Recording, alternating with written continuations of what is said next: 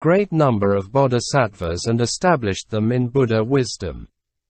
During many kotis of kalpas I have brought myriads of kotis of sentient beings into maturity. In order to discipline beings, I show them the stage of nirvana. I make use of skillful means. But I have never entered into nirvana, for I have been preaching the Dharma at this place. In this light, the following lines from the Suvana prabhasa are to be understood. The Buddha does not pass away, the Dharma does not decline. It is for the purpose of ripening sentient beings that the Buddha appears to have passed away. Inconceivable is the Blessed One, the Buddha. The Tathagata is the body of permanence. In order to benefit sentient beings, he shows a variety of works in fine array. When the Buddha was giving his farewell address, he said something to this effect, that those who see the Dharma see me even after my passing. The statement may be regarded as confirming the common psychology of immortality. No wonder, then, that the doctrine of a dual body came to be propounded soon after the Nirvana, the one as Rupakaya and the other as Dharmakaya. So we read further in the Suvapa Prabhasa that the body of the Buddha is as solid as a diamond, and what is manifested of him is his body of transformation. And that the Dharmakaya is indeed enlightenment, and the Dharmadhatu is the Tathagata. These two notions, Dharmakaya, unchangeable like a diamond, constituting the substance of enlightenment, and a body subject to change and transformation, must have been in the minds of early Buddhists, though it does not follow that they were conscious of the two notions as distinctly separable as we see them in the Suvana Prabhasa and other sutras. They were probably only vaguely conscious of the difference between the Buddha that had passed away and the Buddha whose presence with them they could not somehow ignore. Before these two Buddhas came to be conceived in terms of body of sentient beings. As the ignorant refuse to believe me owing to their erroneous views, I show my nirvana in order to bring him to a state of maturity. Chapter 2. On the life of the Tathagata. This passage is lacking in the Sanskrit text and regarded as at least two aspects of it, eternal and temporal. So with the doctrine of the triple body. Early Mahayana Buddhists thought of Dharmatabuddha and Mulatathagata, and Vipakabuddha and Nirmaya-Buddha as distinguishable. But in the earlier Mahayana sutras such as the Lankavatara, in which we are at present chiefly interested, no Kaya doctrine appears. Buddhas, indeed, are variously spoken of, but not as belonging to the Kaya system. For the Nirmanaya Buddha is not the same as the Nirmania Kaya, nor is the Dharmatal Juddha the same as the Dharmakaya. To determine the qualification of a Buddha in terms of Kaya is further advanced in thought than merely designating a Buddha as the Nirmanaka or otherwise. Even Nagarjuna is confusing in his discrimination of different Buddhas as belonging to the different Kayas. He mentions two kinds of Kayas, but the distinction is not quite clear, and besides they are variously designated. The clear-cut conception of the Kaya seems to have started with the Yogacara school headed by Asanga and his predecessors. Dharmakaya is often referred to in the Lankavatara and other early sutras, but not as one of the members of the Trikaya. The Lankavatara speaks of the Tathagata's Dharmakaya, of the inconceivable Dharmakaya, and of the Dharmakaya as will body.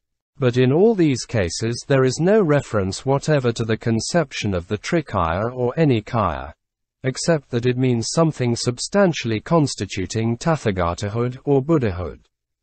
The passages in the Lankavatara where the term Dharmakaya is found are as follows.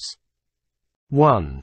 Where the attainment of the Tathagatagata in the heavens is spoken of as the result of the understanding of the highest spiritual truths belonging to Mahayana Buddhism. Dharmakaya is used in apposition with Tathagata as something that transcends the nature of the five dharmas. being furnished with things issuing from the highest knowledge, and itself abiding in the realm of magical appearances. Here we may consider all these terms synonymous: Dharmakaya, Tathagatagata, and Tathagata. Tathagatagata is referred to also when the bodhisattva attains to a certain form of meditation whereby he finds himself in accord with the suchness of things and its transformations.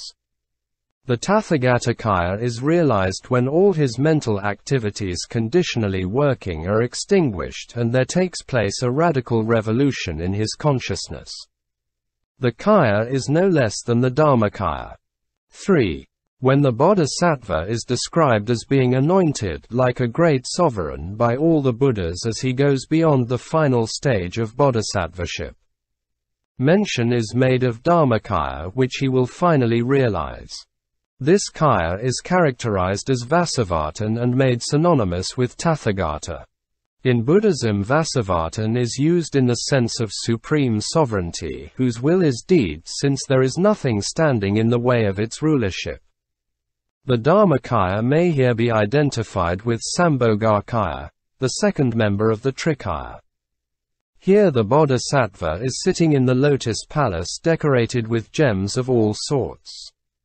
Surrounded by bodhisattvas of similar qualifications and also by all the Buddhas whose hands are extended to receive the bodhisattva here. It goes without saying that the bodhisattva here described has comprehended the Mahayana truth that there is no self-substance in objects external or internal, and that he is abiding in the full realization of the truth most inwardly revealed to his consciousness. 4. Dharmakaya is found again in connection with the moral provisions obtainable in a realm of pure spirituality. The term is now coupled with akantaya, inconceivable, as well as with vapavatita. 5. Where all the Buddhas are spoken of as of the same character in 4 ways, the sameness of the body is regarded as one of them. All the Buddhas who are Tathagatas, the enlightened ones, and the Arhats, share in the nature of sameness as regards the Dharmakaya and their material body with the 32 marks and the 80 minor ones. Except when they assume different forms in different worlds to keep all beings in good discipline. In the light of the later developed theory of the Trikaya, all the 3 bodies are traceable in this passage of the Lankavatara. Besides the Dharmakaya expressly referred to, we have also Sambhogakaya solemnized with all the physical features of a superior man. And also the Nirmalakaya, the body of transformation, in response to the needs of sentient beings who are inhabiting each in his own realm of existence. 6. Anutpada is said to be another name for the Tathagata's Manamaya Dharmakaya. Manamaya is will-made, and as is explained elsewhere 8, a bodhisattva is able to assume a variety of forms according to his wishes just as easily as one can in thought pass through or over all kinds of physical obstructions. Does then the Dharmakaya will-made mean? Not the Dharmakaya in itself, but the Dharmakaya in its relation to a world of multitudinousness where it may take any forms it likes according to conditions. In this case, the Dharmakaya thus qualified is no other than the Nirmanakaya. So we read further that the Tathagata's other names are a legion in this world, only that sentient beings fail to recognize them even when they hear them. 7. The Tathagata's Dharmakaya is compared to the indestructibility of the sands of the Ganges, which remain ever the same when they are put in the fire. Further down, the Ang translation speaks of the Dharmakaya having no body whatever, and for that reason it is never subject to destruction. In the Sanskrit text, the corresponding term is Sarira or Sariravat, and not Dharmakaya, but from the context we can judge that Sarira is here used synonymously with Dharmakaya. In fact, the Wei and the Sung translation also have, that is, Dharmakaya, here. In Buddhism, sarira is something solid and indestructible that is left behind when the dead body is consumed in fire, and it was thought that only holy men leave such indestructible substance behind. This conception is probably after an analogy of Dharmakaya forever living and constituting the spiritual substance of Buddhahood. 8. In the Gata concluding this paragraph on the sands of the Ganges, the Buddha's Buddhahood instead of Dharmakaya is made the subject of comparison to the sands which are free from all possible faults inherent in things relative. There is no doubt that the Buddhata too means the Dharmakaya of the Tathagata, only differently designated. From these references we can see that the idea of Dharmakaya is not wanting in the Lankavatara and that it is used not in the sense of the Dharmakaya of the triple body dogma. No doubt the underlying notion of it is here, which contributed later to the formulation of the fully developed dogma. In the following pages, the different forms of the Buddhas as they are mentioned in the Lankavatara will be examined with the view of ascertaining how far the Lankavatara has paved the way to the triple body doctrine. No triple body yet, but a Buddha trinity. When different Buddha personalities are distinguished in the Lankavatara, it is done so in terms of Buddha and not in terms of Kaya. The Buddhas are different as Buddhas and not as belonging to any one of the Trinity. This distinction is important, I think, in tracing the development of the Trikaya theory which did not formulate itself until some time after Nagarjuna. As was stated before, when the term Dharmakaya is used in the Lankavatara it is not as one of the Trikaya, but simply in contrast to the physical and therefore destructible aspect of Buddhahood. The Dharmakaya, therefore, means the Buddha personality when it is perfectly identified with the Dharma, or the absolute truth itself making up the essence of Buddhism. What corresponds in the Lankavatara to the idea of Dharmakaya as a member of the Trinity is found in that of Dharmatabuddha, which is also designated as Tathagata Jnana Buddha or as Mula Tathagata. Dharmata Buddha is sometimes shortened into Dharma Buddha, but they both mean practically the same thing. Dharmata is translated in Chinese as Fa Sing, the nature of things. And, therefore, Dharmata Buddha means the Buddha whose nature is reality itself, and from whom all other Buddha personalities flow. In the following passage the Lankavatara way of treating different Buddhas is clearly delineated. And again, O Mahamati, all things come into existence when we distinguish between individuality and generality as we are bound by habit energy to see things projected outside our own minds. And owing to this false discrimination to which we are attached thinking it to be real, we have a variety of illusory beings and scenes. While we cling to them as real, they are not at all attainable as such. This is what is preached by the Buddha who flows out of the ultimate essence. And again, O Mahamati, the evolution of false discrimination takes place from clinging to relative knowledge as final. It is like a man skilled in magical art, who, depending upon grass, trees, shrubs, or creepers, projects all kinds of beings and forms. When a magically created man takes a form like a substantial being, it is variously perceived and falsely judged by the onlookers. Being thus perceived, O Mahamati, there is yet nothing substantial here. Even so, O Mahamati, depending on relative knowledge there is false discrimination whereby the mind discriminates variously and perceives particular forms.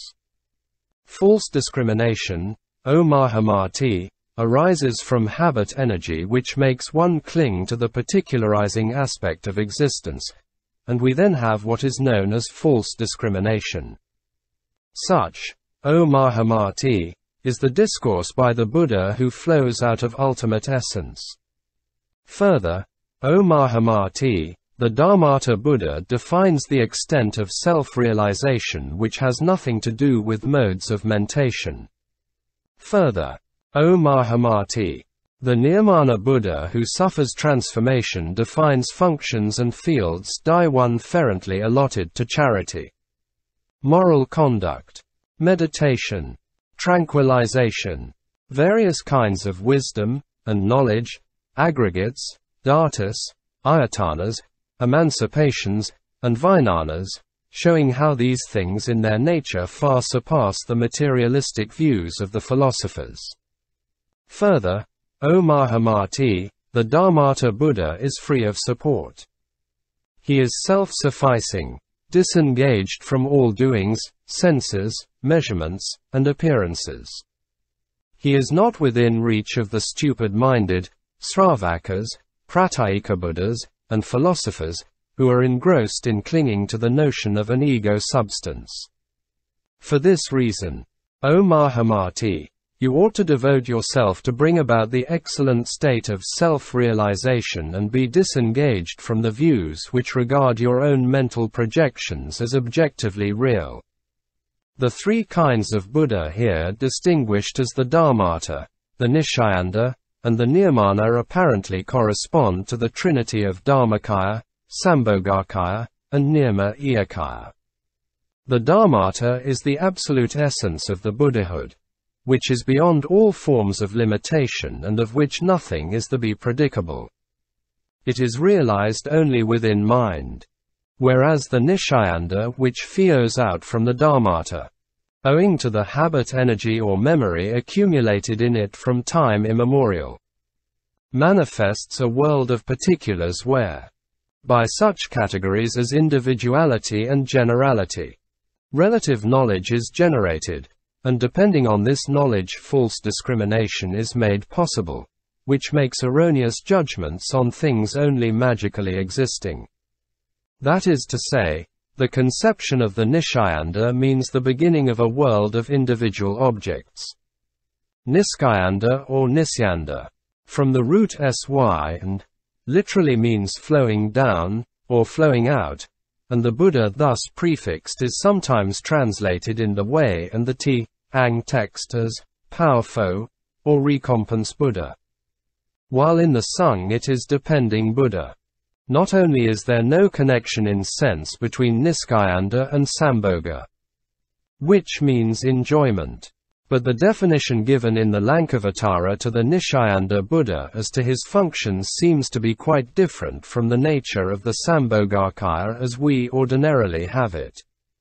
It is strange that the two Chinese texts have occasionally for Niskayanda, and at the same time for Vipaka also, where Vipakastha Buddha and Vipakaja Buddha are rendered equally by Vipaka means maturing, or cooking, and may be translated as reward, or compensating, but how did Nishayanda come to be power as much as Vipaka?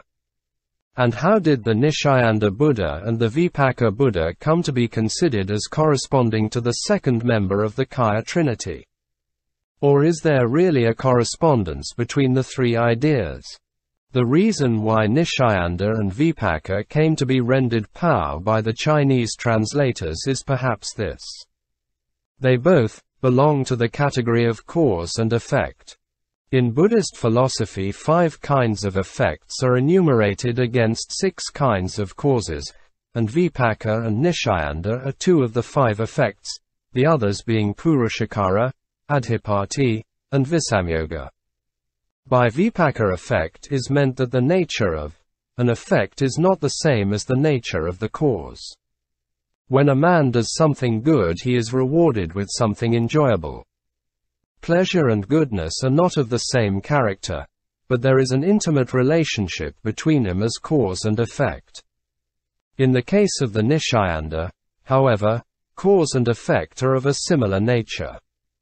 An act of goodness tends to produce the disposition to do more good. An effect of the same quality flows out of its cause. As thus the Nishayanda and the Vipaka are considered as expressing different forms of effect, or reward, or something that flows out of a cause.